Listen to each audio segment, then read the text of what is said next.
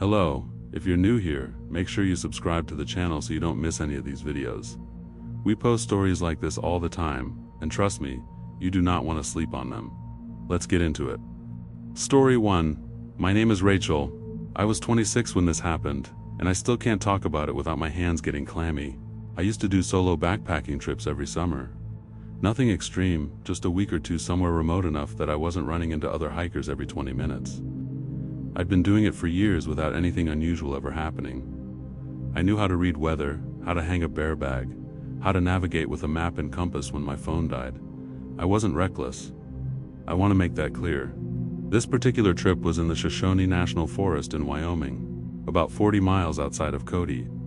I'd done research on the area for months beforehand, cross-referencing trail maps with satellite images to pick a campsite that was off the beaten path, but not dangerously remote.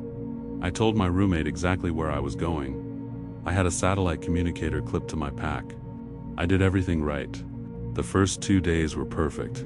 The weather was clear, the scenery was unreal, and I didn't see a single other person on the trail.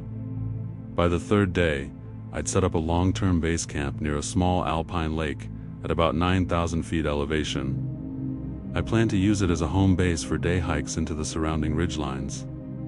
That third night was when things started to feel wrong. It was subtle at first.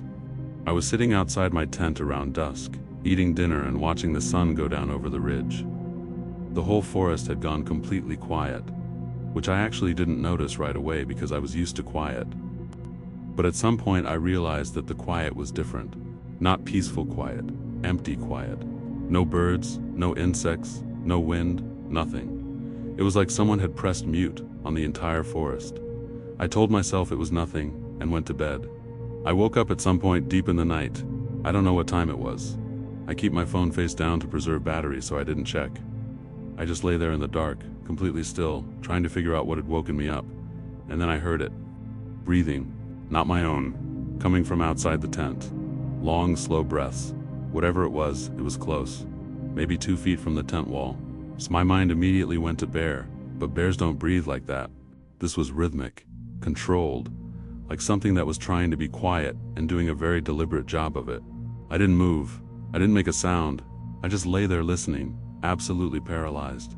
With my hand slowly inching toward the canister of bear spray I kept unclipped inside my sleeping bag. The breathing continued for what felt like 10 minutes, maybe more. And then it stopped. Complete silence again. I didn't sleep after that. I lay there until the light came through the tent walls, and only then did I unzip and step outside with the bear spray in my hand. I walked a slow circle around my tent, looking at the ground. The soil near the lake was soft and damp, and there, no more than 18 inches from the right side of my tent, were footprints. Human footprints. Bare feet, no shoes, standing in one place. Just standing there, right next to where my head had been while I was sleeping. I packed up and was on the trail within the hour. I want to say I hiked out quickly and calmly, but that would be a lie. I was practically running. I've never gone back to that forest. I don't know if I'll ever go back to any forest alone again. Story 2. My name is Daniel. I'm 31 now. This happened when I was 24, during a camping trip with my 2 older brothers, Marcus and Troy. The 3 of us had been doing annual camping trips our whole lives. Our dad took us out to the Ozarks every summer when we were kids, and once we were old enough, we just kept the tradition going ourselves. It was one of those things our family did that we never questioned. Every August, the 3 of us would take a long weekend, find somewhere new in the Midwest, and disappear for a few days. That particular year, we picked a spot in the Mark Twain National Forest in Missouri.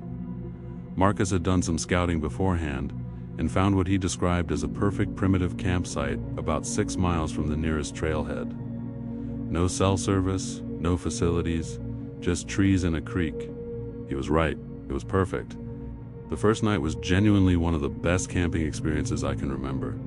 So we built a big fire, cooked steaks on the grate, and stayed up until 2 in the morning just talking. The kind of night where everything feels right. The second day we all split up for a few hours to go fishing or hiking depending on preference.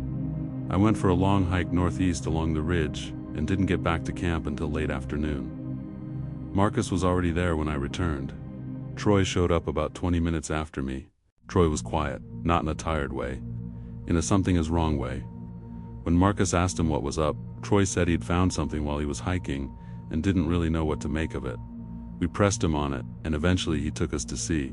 About 1.5 miles south of our campsite, up a steep hill that wasn't really marked as a trail, there was a clearing, and in that clearing were structures. Not lean-tos or debris shelters. Actual constructed structures, maybe 4 feet tall, built from branches, bark, and what looked like dried mud. There were 3 of them, arranged in a loose triangle. Each one had an opening just wide enough for a person to crawl through. Troy had not gone inside any of them. Smart. What really got to us were the objects placed in front of each opening. Little piles, animal bones, mostly. Small animals, birds, squirrels, something that might have been a rabbit. All arranged deliberately, the bones fanned out in a kind of arc. None of it was fresh, but it wasn't old enough to be falling apart either. Someone had been here recently. We stood there in silence for a while. Then Marcus said what we were all thinking, which was that we should probably leave. We went back to camp, and without really discussing it, we all started breaking down our site. We weren't panicking exactly. It was more like a quiet, collective understanding that the decision had already been made. We were about halfway through packing when Troy grabbed my arm and pointed into the tree line to the south. The direction we'd just come from. There was a man standing there, not moving, just watching us. He was too far away for me to make out a face, but he was clearly a man. The build, the posture, the way he was standing. Just standing, completely still, staring at our campsite. Marcus called out to him. Something neutral, like a hey. No response. The man didn't move. We finished packing in silence, loaded everything into our packs, and started moving north toward the trailhead. As we walked away, I looked back twice. The first time, the man was still there. The second time, he was gone. We made it out before dark. None of us really talked about it on the drive home. We've talked about it a lot since then, but we still don't have an explanation. We've never done a camping trip in that forest again. Story 3. My name is Lauren. I'm 29. This happened 3 years ago on a trip I took with my college roommate, Priya.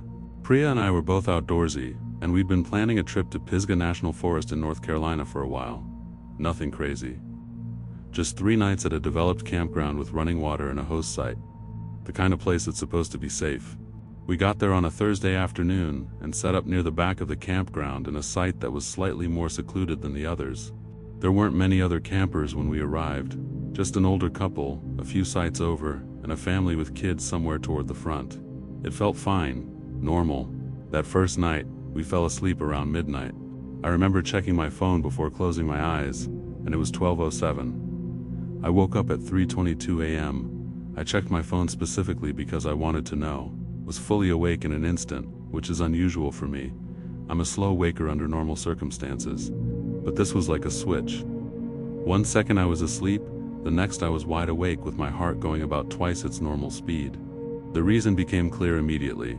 There was someone outside our tent. Not footsteps, not distant noises. Someone was actively touching the outside of our tent, running their hand along the rain flies slowly, from one end to the other. I could hear the nylon shifting under their fingers. Priya was awake too. I could tell because her breathing had changed. I reached over and grabbed her hand in the dark, and she squeezed back immediately.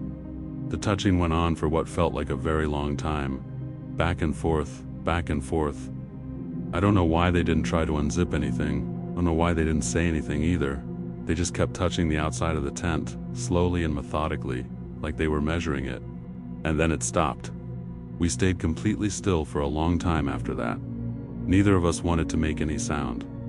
Eventually I heard footsteps moving away through the leaves, and then silence. When the sun came up, we got out of the tent together. We walked around the campsite looking for any sign of whoever had been there. No footprints in the hard-packed gravel. But something had been left on the picnic table that definitely had not been there when we went to sleep. It was a single stone, flat and smooth, placed right in the center of the table. Sitting on top of it was a piece of paper folded into a small square. I unfolded it with my hands shaking. The paper had one sentence written on it in neat, careful handwriting. It said, "I watched you set up yesterday. We were in the car and out of that campground in less than 15 minutes. We drove straight to the nearest gas station. sat in the parking lot under the fluorescent lights for 45 minutes. Before either of us felt calm enough to talk about what had happened, we reported it to the Park Service. They took the note and said they would look into it. We never heard anything back. I still camp. I love camping, and I refuse to let that take it away from me. But I will never, ever camp without at least one other person again, and I sleep with a knife now. Story 4. My name is Cole. I was 27 when this happened. I was working as a wildland firefighter at the time, stationed in Oregon, and I had about 10 days between deployments in early October. A buddy of mine, a guy named Garrett, had been talking for months about this backcountry area near the Wallowa Mountains he wanted to explore. Garrett was an experienced outdoorsman, former military, very calm under pressure, not someone who's scared out of anything. I say that because I want to be clear that what we encountered was enough to shake both of us. We drove out on a Sunday morning, parked at a trailhead, and hiked about 8 miles in. The goal was to get as deep as possible before setting up a base camp and spending a few days exploring the surrounding terrain. The area was stunning: dense old growth, open meadows, a small river we followed for the last 2 miles. We found a spot near the river and made camp around 4 p.m. The first night was normal. Cold, quiet, nothing unusual. The second day, Garrett and I split up in the morning. I went west toward a ridge I'd seen on the topo map. He went east to scout a different drainage. We agreed to be back at camp before dark. I was maybe 4 miles out when I found the first one. It was a flag. A small piece of orange fabric tied to a branch at about head height, right at the edge of a game trail. I thought nothing of it at first, figured a hunter or hiker had left it as a waypoint. But then, about 100 yards further along the same trail, there was another one, then another. They were spaced evenly, all at the same height, all the same small square of orange fabric tied with the same type of knot. I followed the trail of flags for about a quarter mile before my gut told me to stop. Something about the spacing, the consistency, the deliberate sameness of every single one of them made the hair on my arm stand up. I turned around and went back to camp. Garrett beat me back. He'd had a different but equally unsettling experience. He'd found a campsite while exploring the eastern drainage. Not an old one, a recent one. The fire ring still had coals in it, but there was no gear, no tent, nothing to suggest anyone was still there or planning to come back. Just an abandoned camp with a live fire ring. When I told him about the flags, he got quiet. We cooked dinner and talked about it. Garrett thought the flags might be a hunter's waypoint system, and that the abandoned camp might just be someone who'd broken it down and left without fully extinguishing their coals. Reasonable explanations. We both wanted to believe them. We went to bed around 9. I woke up at some point in the dead of night to the sound of something that I can only describe as deliberate movement in the trees nearby. It's not rustling, not the random creak of a tree. Movement with intention. Slow, careful footsteps circling our camp. I woke Garrett without making a sound. Just a hand on the shoulder. He was alert in an instant, military reflex. We both lay there and listened. The footsteps continued. One full, slow circle around our camp. Then they stopped. We waited for a long time. Nothing. Then the footsteps started again, but this time they were moving away, getting quieter. And then silence. Garrett whispered that we should sleep in shifts. I took the first watch sitting up in the tent with a headlamp and a fixed blade knife.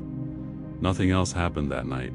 So when the sun came up, we found them. The same small flags, those little orange squares of fabric, had been placed around our camp overnight. 6 of them, driven into the ground in a perfect ring around our tents. Evenly spaced, same height, same knot. Someone had been close enough to our camp in the dark to do all of that without waking either of us. And that someone clearly already knew exactly where we were before they came back. We broke camp in silence and were on the trail inside of 30 minutes. The whole way out, neither of us mentioned the flags. There wasn't anything to say. When we got back to cell service, we called the Wallowa County Sheriff's Office and reported what we'd found. They seemed to take it seriously enough to ask for our GPS coordinates and a detailed description. We gave them everything. We never heard anything back. I've been back to the Wallowas since. It's too beautiful a place to give up, but I have never been back to that specific drainage, and I never will. If any of these stories gave you chills, hit that like button. It genuinely helps more than you think. And if you're not subscribed yet, do it now, and make sure you press the bell so you never miss a video. We drop stories like these all the time, and you do not want to miss what's coming next. Share this with someone who won't be able to sleep tonight, and drop a comment below.